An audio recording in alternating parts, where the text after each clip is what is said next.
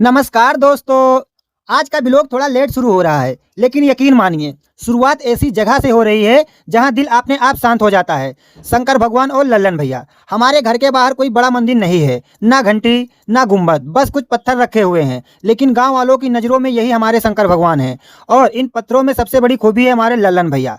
सर्दी गर्मी बरसात, यहाँ तक कि बाढ़ भी आ जाए, लेकिन लल्लन भैया की पूजा कभी नहीं रुकती। ऐसी भक्ति आजकल बहुत कम देखने को मिलती है, इसीलिए सोचा आज का ब्लॉग यहीं से शुरुआत करते हैं। इसके बाद मेरी नज़र पड़ी हमारी दादी पर। दादी सीढ़ी पे चढ़ रही थी, वो भी हाथ पैर दोनों का पूरा इस्तेमाल करके। दादी बूढ़ी जरूर है, लेकिन हिम्मत आज भी जवान है। गांव की दादियों में आज भी असली ताकत होती है। मैं काफी देर से मम्मी को ढूंढ रहा था, मुझे लगा कहीं बाहर गई होंगी। तभी दिखे टिंकल, कार्तिक, रुंझुन और राधिका।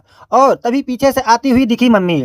मम्मी के हाथ में थी हमारे गांव की टोकरी, जिसे हम डलवा भी कहते हैं। तब पता चला कि मम्मी पूरी और बरिया लेकर मंदिर गई थी। हमारे यहाँ इसे कोरा भरना कहते हैं। ये परंपरा आज भी दिल से निभाई जाती है। मम्मी के हाथ में पूड़ी और बरिया देखकर उनका बेटा कहाँ पीछे रहने वाला था, यानी कि मैंने 2 पूड़ी और बरिया ली और वहीं पे प्रसाद पाना शुरू कर दिया। गांव की इस पूड़ी और बरिया में जो स्वाद है वो किसी होटल में कहाँ। तभी हमारा गुल्लू मुल्लू यानी कि ऋषि जग गया और रोना शुरू कर दिया। तो मैं उसे लेके निकल पड़ा अपने चाची के यहाँ। चाची लोग बाहर आग सेक रही थी, उनकी गुमती पर गाँव की बातें चल रही थी। रमेश भैया भी बैठे थे और दादी बीड़ी का धुआं उड़ाते हुए पूरे माहौल पर नजर रखे थी। ये सब सीन शायद आपको बड़े नहीं लगे, लेकिन गांव की असली कहानी यही है। घर आकर फिर वही बोरियत। तो सोचा चलो आज बाहर निकलते हैं। अपनी लाल हवाई जहाज उठाई, लेकिन ठंडी में बैटरी ने धोखा दे दिया। 2-3 बार धक्का मारा, दौड़ा दौड़ा के स्टार्ट किया। सच बताऊं तो भाई पसीना आ गया। चौराहा पहुंचते ही भूख लग गई, तो बहादुर की चाट की दुकान से 10 रुपये का चाट मटर लपेट दिया।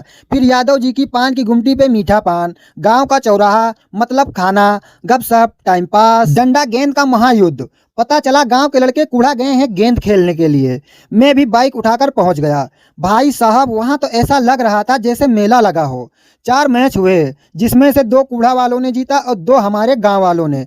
हर गेंद पे शोर शराबा और हर शॉट पे तालियां। यही तो है गांव की असली जान। मैच खत्म होते ही मैं निकल पड़ा घर की ओर। गया तो मैं अकेले था बाइक पर उधर से मिल गए हमारे 2 और मित्र, तो इनको बैठा के मैं चल पड़ा घर की ओर। जब मैं घर वापस लौटा तो लबी, झुनझुन, टिंकिल, कार्तिक, ऋषि सब लोग द्वार पर लंगड़ी खेल रहे थे।